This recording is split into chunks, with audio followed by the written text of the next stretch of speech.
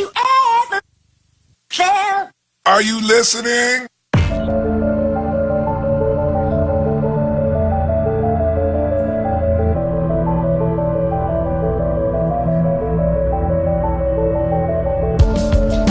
Hey YouTube, it's Piper, and I am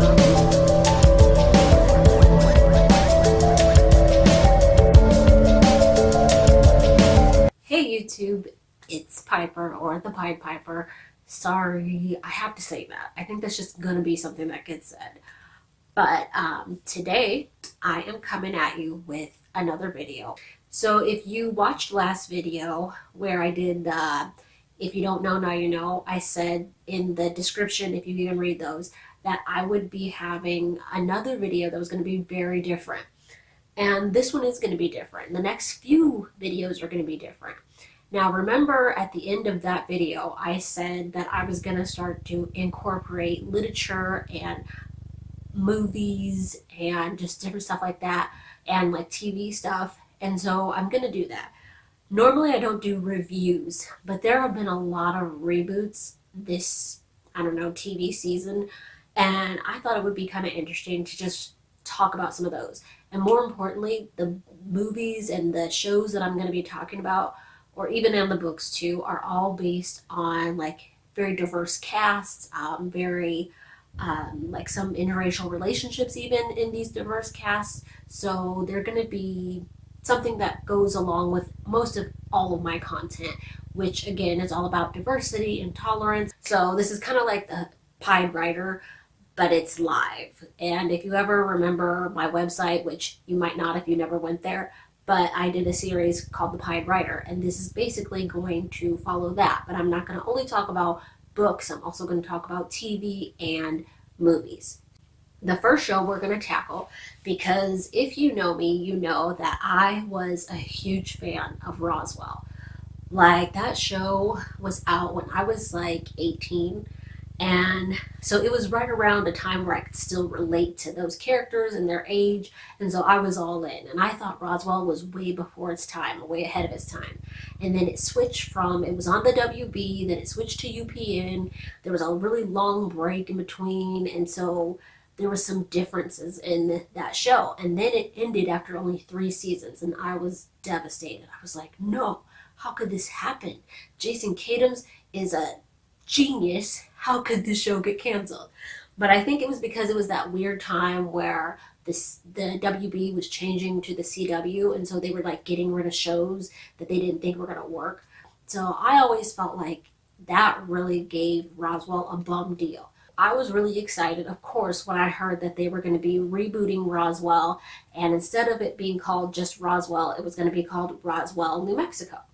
And that started on the 15th?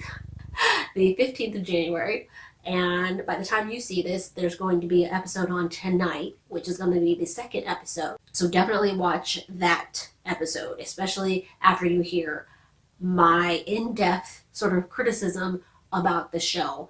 But let's revisit what Roswell used to be, if you watched it. And I have notes, so pardon me if I look around.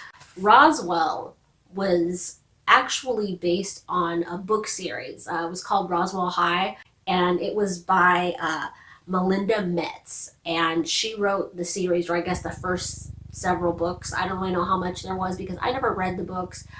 This is back in the day when I loved reading, but I was reading like strictly romances when I was 18 and like Harlequin and stuff, and I was like, who has time for sci-fi? That was such a naughty thing of me. But anyway, so it started on the WB, and that was from 1999 to 2001, and then it went to UPN, and that was from 2001 to 2002. And it starred Jason Burr, it starred Cherie Appleby, Brendan Furr, which I always thought it was kind of interesting that they got their 2 male leads to be Jason Burr and Brendan Furr. Like, how coincidental is that? I've always thought maybe they made up their last names because I was like, that's too close. And Katherine Heigl, who didn't start there. I actually was a big Katherine Heigl fan before she ever was on Grey's Anatomy, before she was ever on Roswell. She used to be in this, well, she didn't used to be in the movie. She's still in the movie if you see it, but it used to be called, again, it's still called My Father the Hero, which is actually on my list of like favorite movies of all time. She actually inspired me to learn French because I really enjoyed that movie. And if you haven't seen that movie, go watch it. It's Katherine Heigl when she was really young. And she was beautiful still. And I've heard different things about Katherine Heigl's behavior in normal life, but I've always liked her as an actress. The next actress is somebody that is not very known. Mahandra Delfino. I want to warn you, after really looking into pictures of Mahandra Delfino, I believe that her and I might be related. And I know you're going to be like, why would you be related and how wouldn't you know? But I digress. She is Hispanic, even though she looks white, I guess, to most people. But as you know, Hispanic is not an ethnicity, so it comes in all different looks, like this one and like this one. And also, if you look at the picture that is here, I think that Mahandra Delfino and I have a lot of similar characteristics. We have the same way we smile, we have dimples, we have the same kind of mouth. Like, I just, you don't have to take my word for it, just look at the picture again. I think we might be related. Anyway, and Colin Hanks, who is Tom Hanks's son, and not the one that raps, and then William Sadler and Nick Wessler. I think that's how you say his last name. Again, pictures right here. Colin Hanks, William Sadler, Nick Wessler, and I got all these pictures from the Roswell wiki, so that way these are all people as they looked when they were on Roswell. So, Jason Burr played Max Evans, Cherie Appleby played Liz Parker, and Brendan Furr, he played Michael Guerin. Katherine Heigl played Isabel Evans. Mahandra Delfino played Maria DeLuca. And Colin Hanks played Alex Whitman. And William Sadler, he played Sheriff Valenti. And Nick Wessler, again, I'm sorry if I pronounced your name wrong or his name wrong. And if he sees this, I'm sorry. His name on the show was Kyle Valenti. He was Sheriff Valenti's son. If you know, there were some people that I like the antagonists, I guess, or sometimes they were protagonists, but Emily de Ravine, as you'll see here, she played Tess Harding. Adam Rodriguez, who I was thankfully introduced to through Roswell, Adam Rodriguez, he plays Jesse Ramirez. That's all the people you really want to know about because their parents are like pretty much not involved. Okay, sorry I look different, but the previous video was far too long, and so I wanted to reshoot some things, so I'm including this in this part. So that's why I look different. My bad. The story starts off basically from the point of view of these teenage students, and I think they go to Roswell High, and that's how they incorporate the book title into the show Roswell. The first three kids are kids that were actually part of the 1947 crash in Roswell, New Mexico, which is where the story takes place. So these kids find themselves, they were not born, they were hatched out of these little pod things. And so I always thought it was weird that they have belly buttons because Kyle XY didn't have a belly button because he wasn't born. And technically the Roswell aliens were not born, they were engineered, so they should not have belly buttons. These kids they come out, they weren't born in 1947, their ship crashed in 1947, and I guess on that ship were 8 pods and 4 alien protectors for the pods, and I'm guessing it was 2 per 4 set, or a set of 4. So what happens is somehow things get messed up, there's a crash, and the protectors, 2 of them I guess die, and 2 of them end up just taking off. The ship crashes and they're like, deuces, I'm out. Which I thought was weird. I'm like, you just left? Like, this is your whole point for living.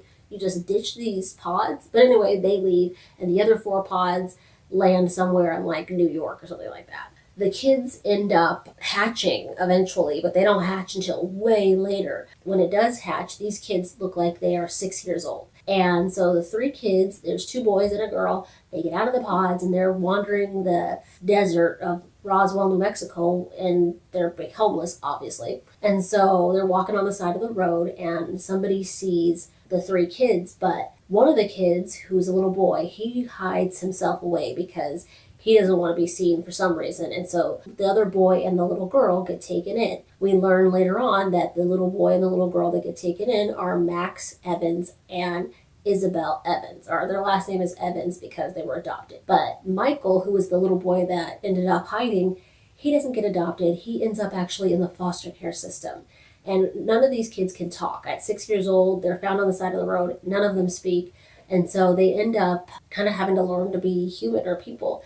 And so they know that they're different. They know that there's something different about them that won't be appreciated. So they don't ever tell anybody, what's going on with them. And because I think they couldn't talk when they were found. So Max and Isabel are adopted. Michael ends up in the foster care system and they kind of get separated for a little bit. And then they meet each other again and they immediately connect. And they believe that they're brothers and sisters because they're the only three like them. And so they vow to never tell anybody that they have these secret abilities. And these abilities range from the ability to heal. Isabel can do something called dream walking. And then also, I guess Michael can't heal people, or he doesn't have good control of his abilities, whereas Max and Isabel have control of their abilities a little bit more. But they don't use these abilities very often because they're trying to be just normal kids. They can also change the molecular structure of some, things. So they end up in school, and in third grade, Max Evans lays eyes on Liz Parker, and he's smitten immediately. Liz Parker is just this random little girl, and her family owns the local diner, which is kind of like a Five and Diner. I know in Arizona here they had Five and Diner. I don't know if they have that where you're from, but it's kind of like the hangout.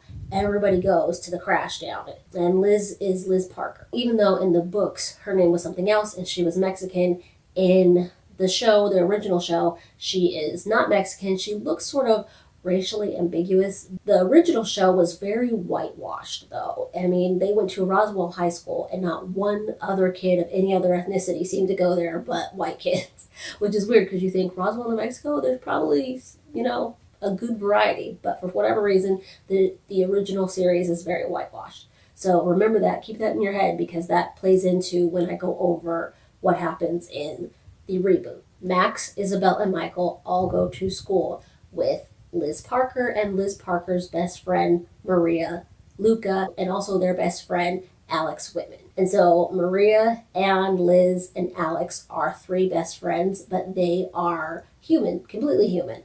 And Max, Michael, and Isabel are the alien kids or whatever. Or at least they think that they are aliens. And they're part of the 1947 crash. So keep that all together.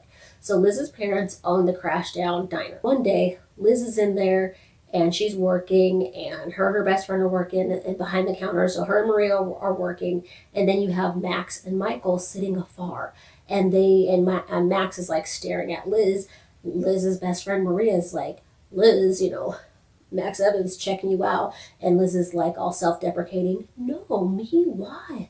Look at this? No way. You know that Max has a crush on Liz, and it's very apparent in the way he behaves. But you never understand if if Liz has a crush on him, or why there was this draw for her to him. Maybe she thought he was like out of her league or something, even though he's like this shy guy in school and basically flies under the radar of everybody. Unlike Kyle Valenti, who Liz is actually dating. And Kyle Valenti is the town sheriff's son. The town sheriff is Jim Valenti. Liz is dating Kyle Valenti, and he is totally different from Max. He is popular. He's like on the football team or whatever, so he's totally a jock, and every girl wants him. And so it's kind of like Liz is the it girl, even though she's all into science and everything. And her and Max are actually lab partners in high school, and so that's kind of how they get to spend time with each other. But I guess they just never have really connected or had any true relationship. Let's go back to the first day. This is the pilot episode, and I will review the pilot of this episode, the original, and then I will review the pilot of the reboot. And then later on, if you guys want, we can go over episode by episode. We can break it down. Let me know in the comments if that's what you want to do. So Max is watching Liz, and he's staring at her. And then out of nowhere, because Liz is helping customers, and there's a convention in town. It's like an alien convention where people come and look at all the alien finds or whatever. And so Liz is known for, I guess, making fun of these people who come in and are all alien enthusiasts or whatever. So there's this nerdy couple that she's helping, and she like passes off this picture to them, an alien autopsy, and she shows them, and they're like, has anybody else seen this? And she's like, well, I've seen it, and now you've seen it.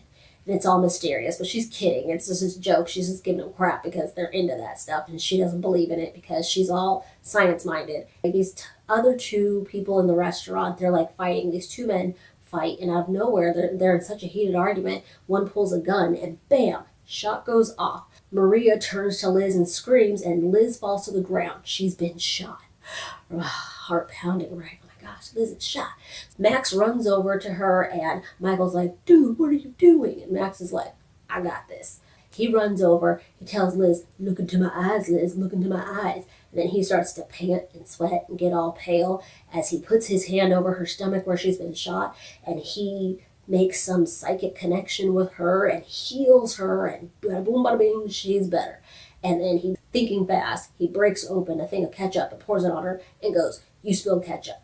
And he runs out, Michael runs out with him, and they jump in Max's Jeep and take off. And that's where the story starts, which I think is really good for a pilot to pick up immediately on, the central focus of the story or whatever. I like that because they get right into it, no preamble, you know immediately what's going on. So Liz is standing there all shell-shocked because she was shot, and other people thought she was shot too. But because they weren't really close enough, they don't know for sure if she was shot. She knows Max did something to her. She felt it, but she doesn't know what's going on. Liz ends up getting questioned by, the sheriff. Obviously, the sheriff comes in because he's like, hey, there was something happening in here. And she's like, yup, something did happen, and these guys were fighting, but I spilled ketchup. It wasn't blood. See? Her dad's a little bit worried, but he backs off and goes into parent oblivion because that's how all these shows are. Parents in the teenage world don't exist in shows on the CW. It's summer vacation when this happens, but Liz ends up cornering Max when they get to school. And she corners Max, and she doesn't corner him. She's in science class first with Max, and Max is late to science class because he's a diva, and he's like, I'm fashionably late for everything. So he walks in chewing on this pencil, and they're doing some sort of slide thing in their science class for I think it was biology or something, but they're doing this slide thing where they're checking different things. So they have a microscope and everything out. And so he sits down, and then the teacher's like, hey, I want everybody to use this little thing and scrape some skin cells off of the inside of your cheek, wipe it on the little slab, and look at it under the microscope. So everybody's doing that, but then Max is like, no, I can't do that. I'm an alien. So he is like, teacher, and she's like, yes, Max? And he's like, I gotta go to the bathroom. And she's like, diva, you have to go to the bathroom. Of course you have to go to the bathroom now, right? He takes off and goes to the bathroom, but he leaves his pencil there.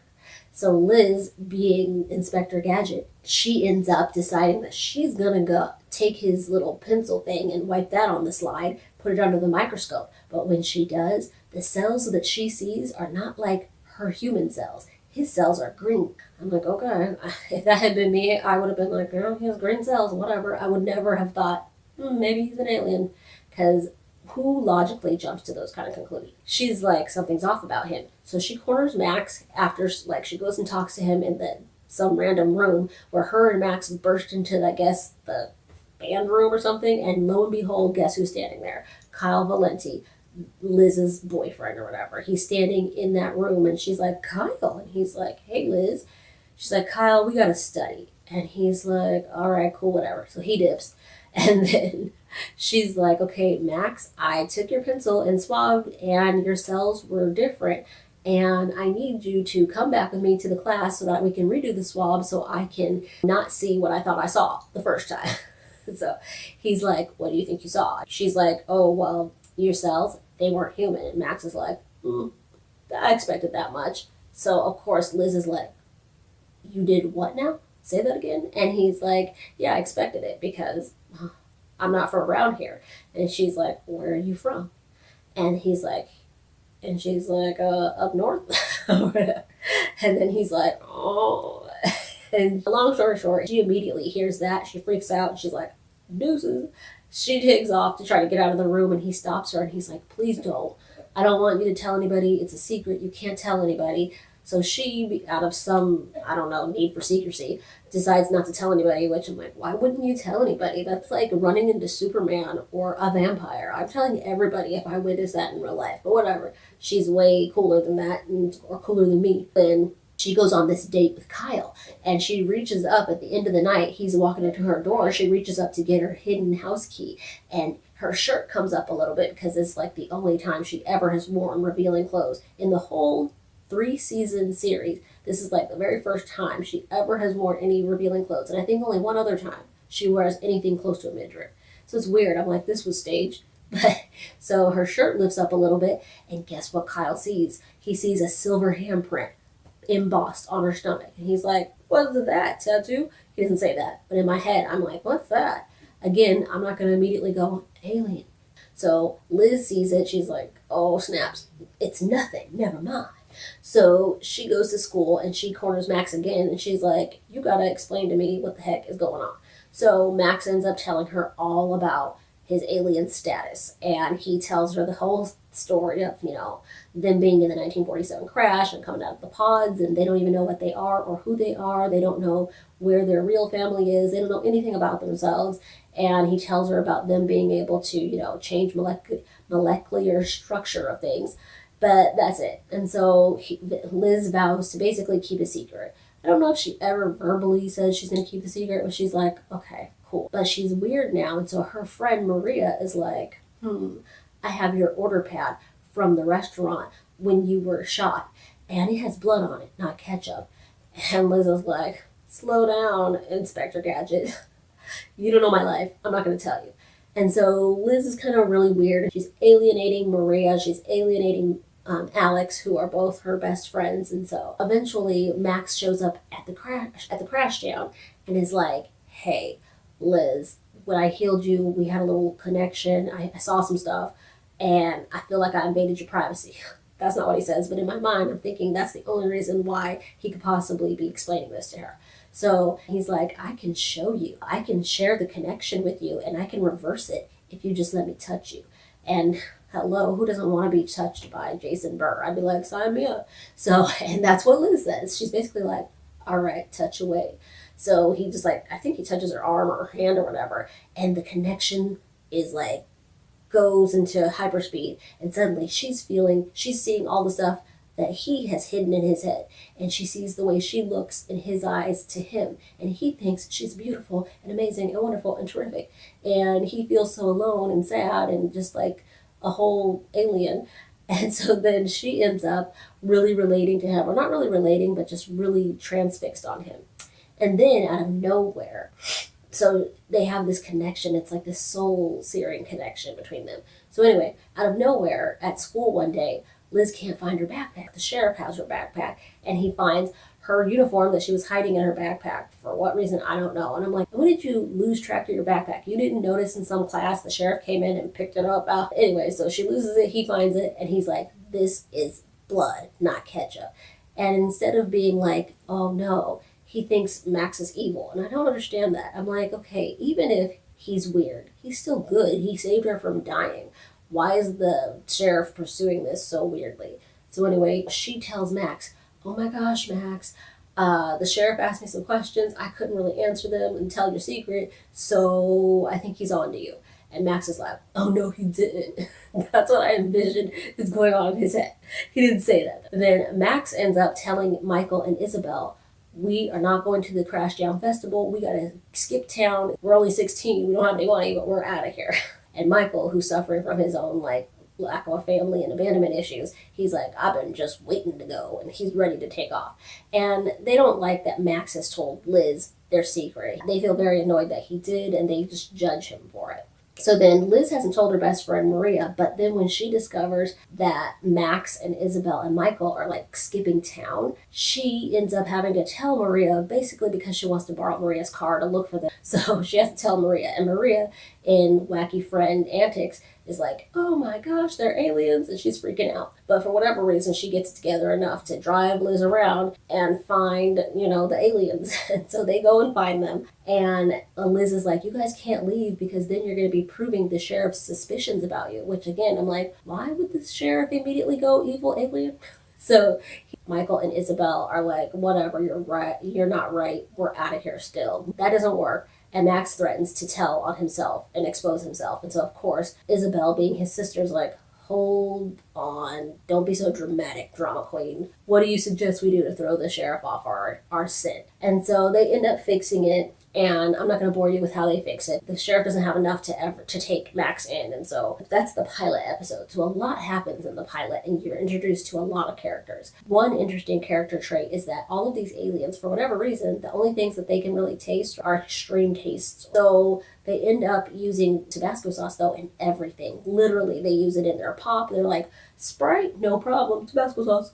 They're like, cake, no problem, Tabasco sauce. And I have to just tell you, chocolate cake and Tabasco sauce tastes amazing. I tried it. It changed my life. So that is where the first episode of Roswell, the TV version, breaks off. So you're introduced to Kyle Valenti, the Sheriff Jim Valenti. You find out that Sheriff Jim Valenti believes that this is something alien related, so he does call the FBI to investigate, but the FBI is like, okay, cuckoo pants, your dad was cuckoo too, now you're cuckoo. He got fired for being cuckoo, don't make us fire you for being cuckoo. So they blow him off. But secretly, their special unit is like, this seems alien related, but they don't tell the sheriff that. So they treat him like he's a cookie sheriff. So basically he's like the Barney Fife of Roswell, New Mexico. Now, you will be forwarded in time to what I did yesterday as a review for the reboot. In this new iteration of Roswell, Liz's parents are Hispanic. I don't know if they're Mexican, but they're Hispanic for all intents and purposes. And they are undocumented immigrants. Which is really cool. And I'm being PC by saying undocumented. But we all know, and please excuse me, trigger warning, because I'm about to say a trigger word, but they are illegal aliens. The only reason I'm saying or even mentioning it is because it's kind of a play on situations like Max and Michael and Isabel are aliens and her parents are illegal aliens. So I think that's why they did it like that. I don't know. That could be just me, but that's what I think. And so they are in America, I'm guessing, obviously illegally if they're undocumented, but they might have residency? I don't know. I'm not good at these terms, so please, correct me in the comments. But they probably have some sort of ability to work, or I guess the sheriff just turns a blind eye to the fact that they're working or have this restaurant. But because they had to explain why Liz had been gone, because they're adults right now, because this is not the Wizard of Oz.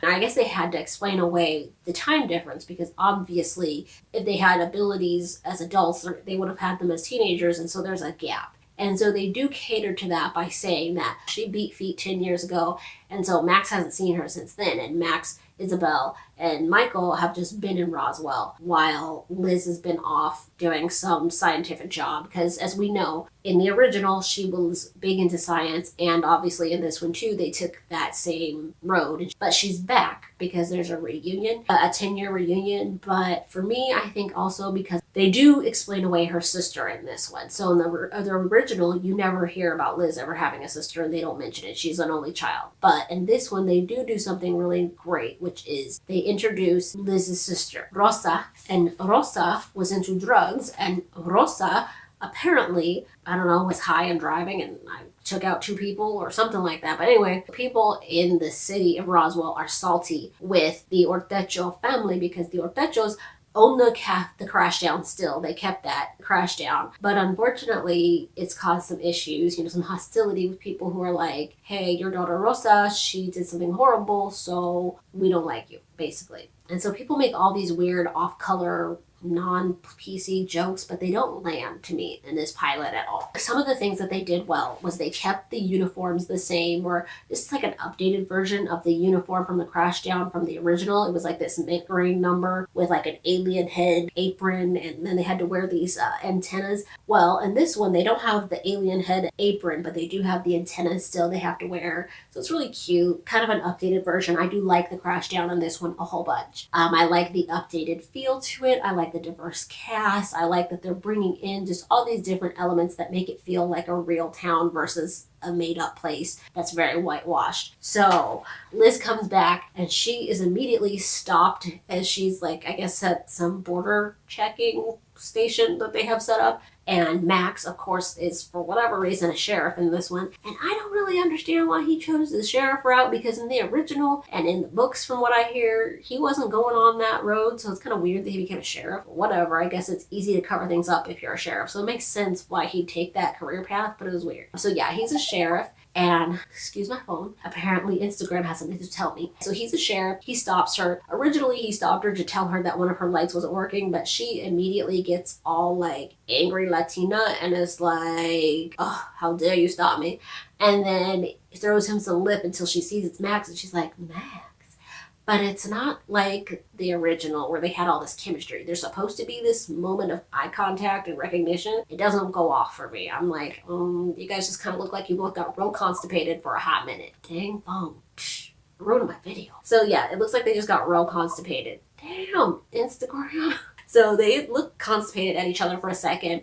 And then Sheriff Valenti, the woman, comes out and she's like, you know, hey, Liz Ortecho. And they talk a little bit and they let her go on her way. So then she goes to the restaurant where she talks to her dad. She immediately comes in and, like, for whatever reason, there's like a radio disc jockey set up in the Crashdown who, I guess he just broadcasts from there. He's like our resident expositionist because he's pretty much, I think, there to give us exposition. And so he's sitting there, and Liz, just like in the original, where she goes up to the people and kind of makes a joke or mocks their alien belief, she does the same thing to this guy. And her dad comes up to her and is like, naughty, naughty, Liz. He doesn't say that, but in my mind, the words weren't important. So he's like, naughty, naughty, Liz, don't sell stories. She's like, okay, Dad. And she's like, hey, I can work a shift tonight, which is weird because she comes in and there's like 2 customers, I think. I'm like, why are you going to work at all? But whatever. So she goes in, she starts working, she puts on her whole uniform, and then it's like dead. And out of nowhere, Max walks in his sheriff uniform. And she's like, yeah, it's my high school lab partner. And I'm like, hey, they kept that alive. Because in the original one, they were lab partners and we got to see that. And in this one, they're lab partners or ex-lab partners. So he comes in and they're talking and she's like, hey, want a milkshake? He's like, sure. And he's all very broody. He's got that brooding thing down great. Nathan Parsons and Jason Burr should get together and talk about brooding because they do it well. They pull it off wonderfully. So he's all broody and he sits there talking and they're chit-chatting. She's real like hyper Latina. And I'm saying that not because there's anything wrong with people who are hyper, but it's like they're really trying hard to play off of political things, which is not a bad thing. And I'm gonna say this right now. I thought I was gonna wait until a little bit later to say this, but I'm gonna say this right now. This is also something that Charmed, the reboot of Charmed, has been doing too. I see that they're trying hard to modernize these shows and pick up on things that are going on in the world right now. But the thing is that Roswell before wasn't very political and neither was Charmed. And so now out of nowhere, they become these political things where it's like feminism is talked about in the pilot and in the pilot of Charmed too. Now, all of a sudden, you immediately have the issue with Trump needing to build a wall. And so it's like a little har, you know, somebody needs to build a wall. And they say that, and it's not like you can't talk about it, but there's a way that you bring it up that it seems more natural, and it doesn't seem natural. It's like they had a list of like things going on in the world that they wanted to talk about, and they were like, Trump's wall, check. Feminism, undocumented workers, check. You know, it's just kind of like they really played that up to a point that it was like a caricature. It just was not, it didn't go off well. And you'll understand why I wanted to bring it up, because we're about to get into that. So they're in their crash down,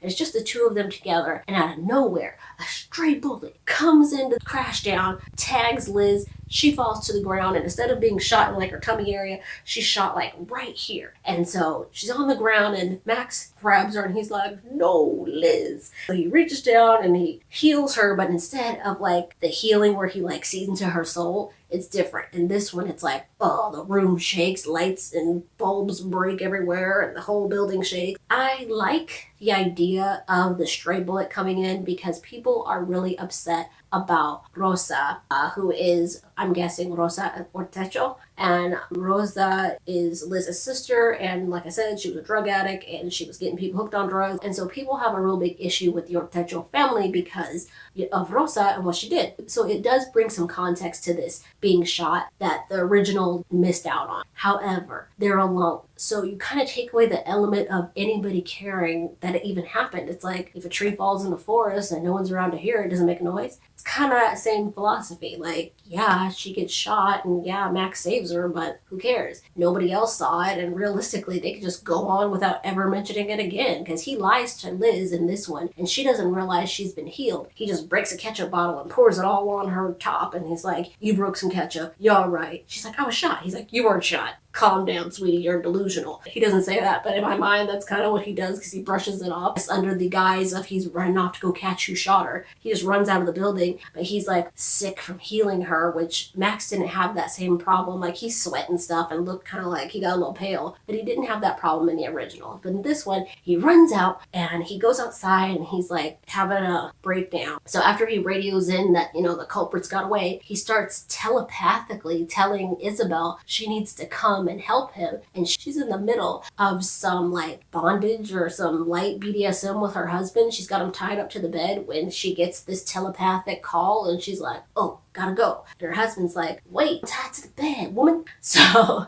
she's like, you're not supposed to question me, I'm in charge. And I'm like, okay, whatever, weird S&M moment, but we're gonna skim past that because again, it's like they fought really hard to bring up stuff that really didn't need to be brought up. It's like they just brought it up. She runs to Max and she finds him in the alley and she takes out nail polish remover from her purse, unscrews the cap, gives it to Max, and Max downs it like it's tequila.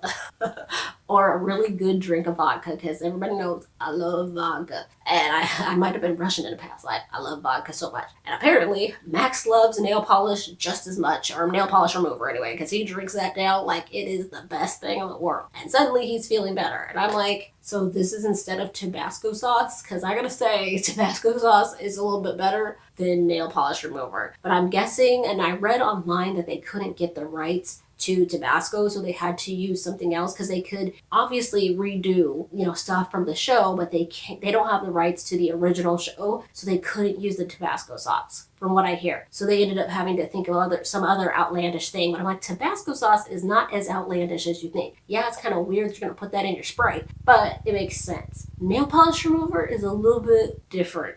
And so again, this is only the pilot, so I'm going to cut them some slack and hope that they explain to me why it tastes so good, because I'm like, I don't get that desire. It smells horrible to me in real life. I'm like, is this the acetone kind? Because the acetone's kind. Anyway, I won't focus on that. Nail polish remover. He drinks it, he feels better. He's like, good. So then we flash to like the next day, and Liz, I don't know if it was the next day or that night, Liz runs to the hospital. She runs into Kyle Valenti. And Kyle Valenti, shock of all shocks, is a doctor and her ex-boyfriend from high school. Which, okay, yes, in the original, he was her ex-boyfriend, or he was her boyfriend and they became her ex-boyfriend. But Kyle's personality in the original, and from what I've seen in the books, I've went back and read some stuff from the books, I'm not seeing him as doctor material. But anyway, he's a doctor. We're going to suspend belief or suspend disbelief, whatever it is. We're suspending that because he's a doctor. She's like, Kyle, will a bullet mess up a CT or something like that? And he's like, were you shot? She's like, I don't know. I think I was. He's like, let's check you out. It's really weird. It's very awkward, clunky sort of dialogue. The whole situation is clunky. I don't like that they made it like Liz didn't know she was shot. I'm like, that's something that she's kind of got to know. Like,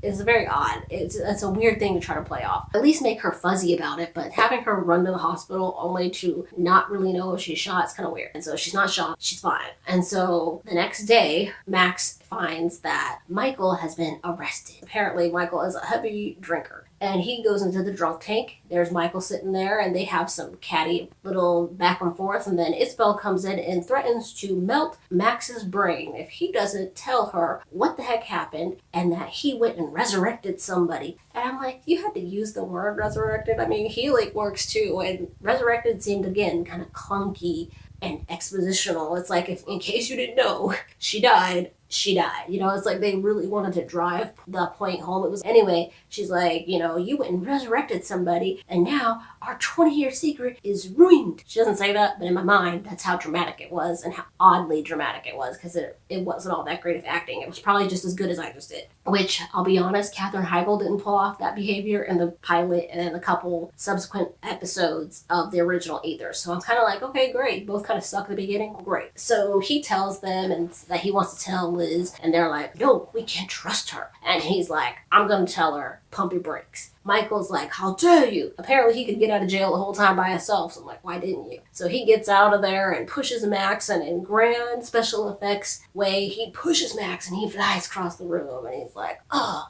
he's so mad. He runs out, or walks fast out, walks mad out. Long story short, Max decides he's going to tell Liz, but then Liz sees Kyle, and Kyle sees his handprint on Liz because it's like right here, so who's not going to see it? And so he's questioning like, oh, where'd that handprint come from? Must be aliens, because that's the first assumption everybody makes apparently, even though he saw her before and she didn't have it. So I'm like, dude. So Max tells Liz, and one of the good things about this one is that the orbs that they come from is kind of cool. They're like floating and like a little bit off the ground and glowy. They're a little bit more impressive, but then where they're kept is this weird place that is not as amazing as the first location from the original. This one is kind of like some boarded up mine shaft or something, and they just walk in, they're like, oh, floating orbs. Maybe nothing. It's just like anybody could have found it, but whatever. So he takes her in there and he tells her he's an alien. And Liz in the first one was like, okay, I'm trying really hard not to black out here. But in this one, Liz is just like, cool, you an alien? All right. Like, it literally is just like no response, no rational human response to this alien discovery. She's just like, all right, cool, dope. You an alien? Right. And so they just go on, and he tells her all about not really knowing where they're from or knowing anything about themselves, and they kept this secret, but he's always wanted to tell her. And it's just not as emotional as it should be. But then right after that, they have a really good scene together where they're kind of walking, and he does the same things that Max from the original does. He tells her, maybe I can reverse the connection, but I have to touch you. And Liz says some of her best lines in the whole show at that point. She's like, sure.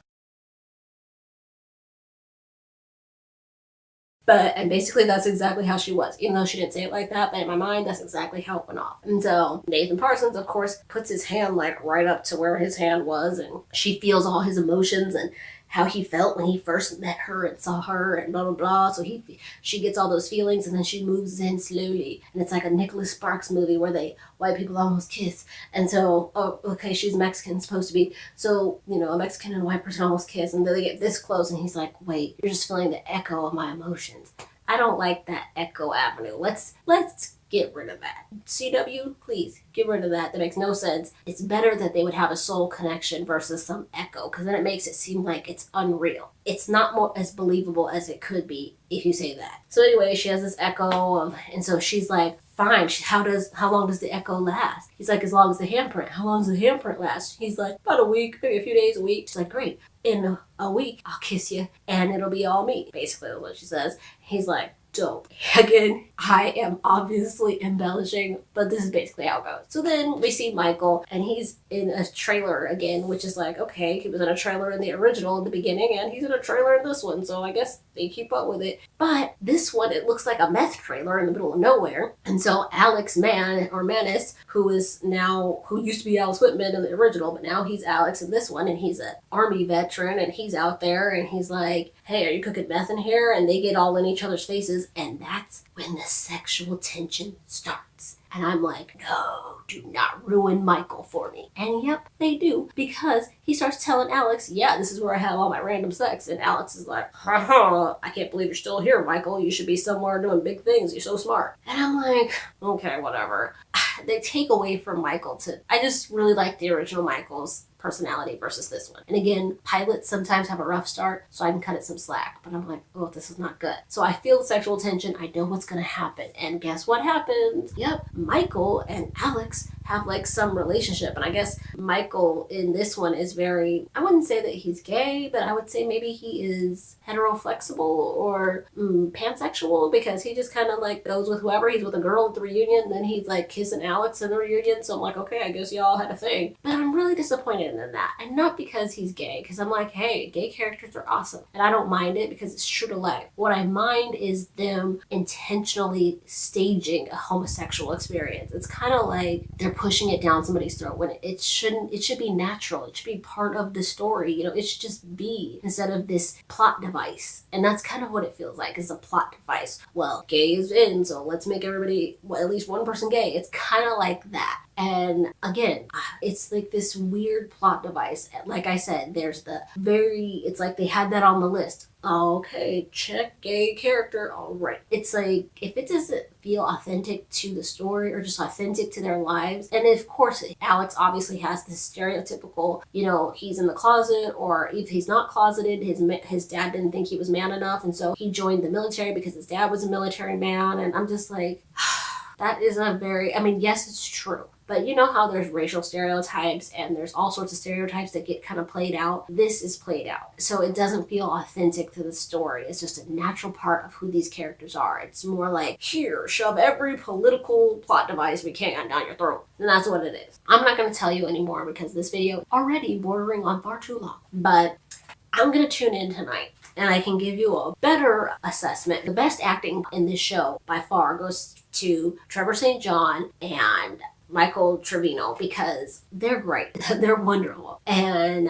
they have good acting and they play off each other really well and they have a scene together. But again, the dialogue is like, oh, it just needs work. So watch the one tonight and let me know what you think. If you watched last week's, let me know what you think in the comments and we can have some back and forth about it, because I really like Roswell. I like this multicultural, diverse feel. I like certain elements of it. I just think that they suffer from what a lot of pilots suffer from, which is pack the story with too much, and I just don't like that. And it happens with these reboots. It's like they try to fit everything that happened through like seasons and seasons into like the first episode. So like, subscribe, comment, share, smoke signal, carrier pigeon, I don't know, Morse code, food stamp, I don't know, smoke signal, whatever you gotta do. Share this video, like, subscribe, and comment, please. But remember, this is a monarchy, so you will be deleted if you are rude, crude, and just have a bad attitude in my comments. And if you're racist, you're gone. So, like I said, tune into the next video where I will be discussing more on Roswell, possibly, if you want it. So again, let me know. And I can go in depth a little bit more. And then we're going to be doing The Passage. The Passage is a great show with Zach from Saved by the Bell, aka Mark Paul Gosselaar. And we're going to go into that, because that also started last Monday, but the second episode was last night. So we will talk about that in the next video. And if you have any shows you think I should try out and you want to talk about, leave it down below and we will. So that's all, peaches.